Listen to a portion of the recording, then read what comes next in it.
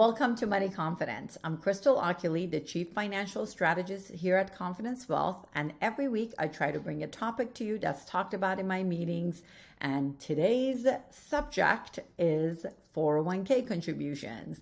And one of the reasons this has been on everyone's mind is not just even for themselves. A lot of times I'm having clients ask me questions like, my son just got his first job, or my grandson just got his first job, and what is the best lesson I can teach him in financial planning? And my answer is always the first step for them is really get started on saving. Because once you build that habit and the earlier you actually implement it, the better it is for you.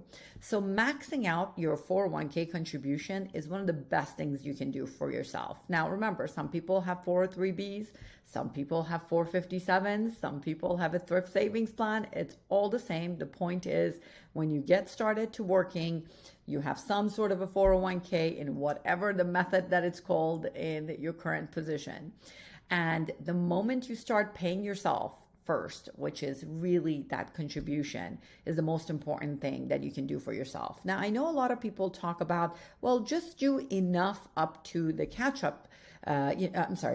Just enough up to the employer match. I disagree with that. I think that's the minimum of what you should do. So example, if the employer is matching 6%, a lot of times people say, well, at least do that. But really at the end of the day, you're not saving this for the employer, you're saving this for yourself. So it's not just about what they're contributing on their, on your behalf to your 401k. That match is additional. What you really want to do is start early, where you can go ahead and really get all these contributions and savings done.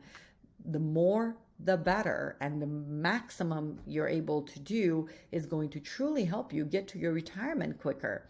So one of the things that you can teach your children and grandchildren is that the moment you get a job, you never had a paycheck before. So you're not going to miss it if you contribute the max, because then at that point, what you don't see, you never will miss. And if that habit sets in every time you get the next raise and the next raise and the next raise, guess what? You just end up all of a sudden completing, just speed up that retirement date for, yourself. The younger you are, the better it is.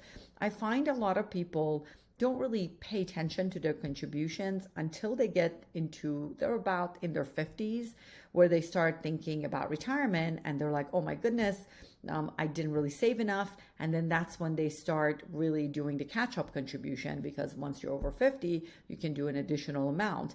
I think you should do that period when you're over 50. But prior to that, start with whatever you can. And the reason that I am putting this message out there for you to really talk to the next generation and help them is that if that habit sets in at that very beginning, then they're going to continue doing that. Look back at your own years and think about if you had gone back in time and you could tell your younger self to start maxing out your 401k contribution, how much more you would have had in that retirement saving. You really would be in a different position today. So why not give that gift to the next generation? Now, one of the things that I would also recommend, because we don't know what tax situation our country is going to be in, especially years down the line, is that maybe have them really contribute to a 401k Roth if they can. If they have a Roth component, really encourage them to do that. That way it can grow tax-free for them, and they have many, many years for it to really grow and be tax-free down the line. So again, the best gift you can give to your children, to your grandchildren, is for them to understand the value of what it means to save. And the earlier on they do it, the better it is.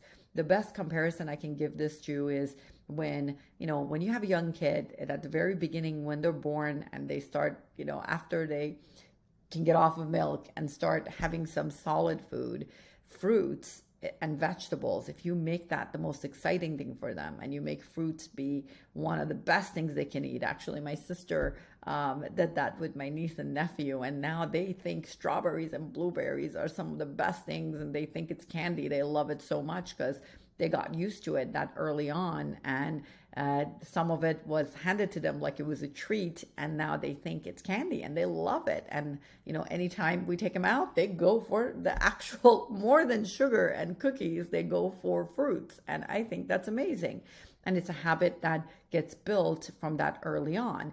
So when you think about a child that gets their first job at 16, why not at that very young age start teaching them the value of saving and letting them know that, hey, start putting that contribution, and then the moment they change a job, remind them to roll over that 401k into the current job's 401k, and they can continue doing that on and on.